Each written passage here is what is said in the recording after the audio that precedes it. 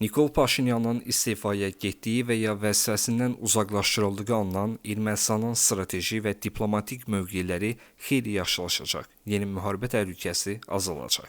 Bunu Ermənistanın keçmiş Xarici İşlər naziri Vardan Oskanyan deyib. Çünki Paşinyan geniş şəkildə uğursuz lider kimi qəbul edilir. Onun siyasi kapitalı tükənib, reputasiyası zədələnib, rəhbərliyi düşmənləri üçün zəiflik, müttəfiqləri üçün isə etibarsızlıq simvoluna çevrilib. Onun rəhbərliyi dövründə Ermənistan canını və milli ləyaqətini itirdi. Milli maraqları və aydın məqsədini rəhbər tutan istənilən hakimiyyət bu səhifəni çevirməyə və Ermənistanın regionda layiqli yerini bərpa etməyə başlaya bilər.